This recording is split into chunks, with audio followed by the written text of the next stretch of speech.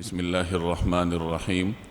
رسول اللہ صلی اللہ علیہ وسلم کا کھانے کے بارے میں معمول کیا تھا، اس کے بارے میں چند اہم باتیں عرض کیے دیتا ہوں۔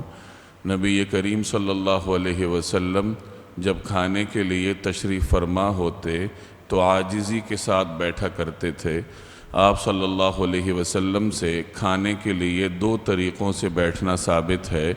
عموماً نبی کریم صلی اللہ علیہ وسلم دونوں گھٹنوں کے بل تشریف فرما ہوتے، یعنی دونوں گھٹنے کھڑے کر کے تلووں کے بل تشریف فرما ہو کر کھانا کھاتے، اور آپ صلی اللہ علیہ وسلم سے ایک گھٹنا کھڑا کر کے دوسرے پاؤں کو بچھا کر بیٹھنا بھی ثابت ہے۔ عاجزی کے ساتھ بیٹھ کر آپ صلی اللہ علیہ وسلم کھانا تناول فرماتے۔ جو حلال چیز دستیاب ہوتی نبی کریم صلی اللہ علیہ وسلم تناول فرما لیتے۔ اگر کوئی ایسی چیز دسترخوان پر رکھی ہوتی جس کے ساتھ آپ صلی اللہ علیہ وسلم کی طبعی طور پر مناسبت نہ ہوتی تو حضور صلی اللہ علیہ وسلم اس کو کھانے سے ہاتھ کھینچ لیتے، لیکن اسے حرام نہ فرماتے اور نہ ہی اس میں سے کوئی عیب نکالتے۔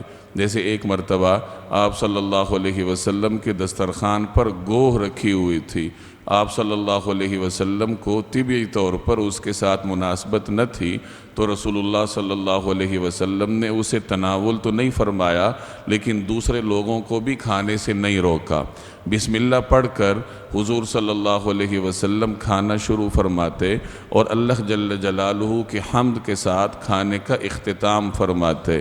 آپ صلی اللہ علیہ وسلم سے مختلف جانوروں کا گوشت کھانا بھی ثابت ہے، اور اگر کوئی اچھی چیز نہ ملتی تو صرف زیتون پر گزارا کرنا بھی نبی کریم صلی اللہ علیہ وسلم سے ثابت ہے۔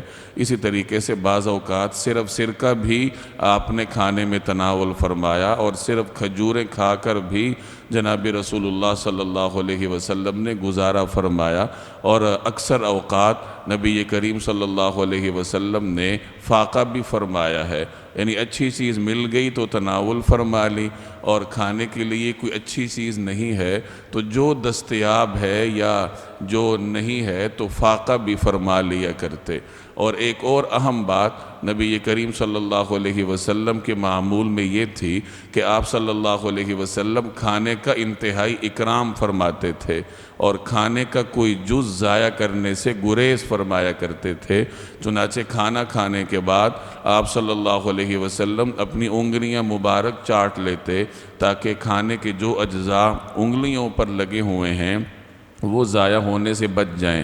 اسی طریقے سے پلیٹ میں جو کھانا بچا ہے تو رسول اللہ صلی اللہ علیہ وسلم پلیٹ صاف کرنے کا بھی اہتمام فرمایا کرتے تھے۔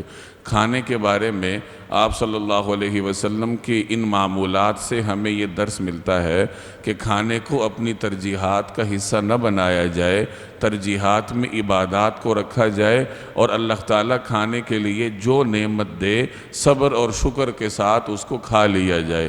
اور دوسری یہ بات معلوم ہوئی کہ کھانے کا احترام کرنا چاہیے۔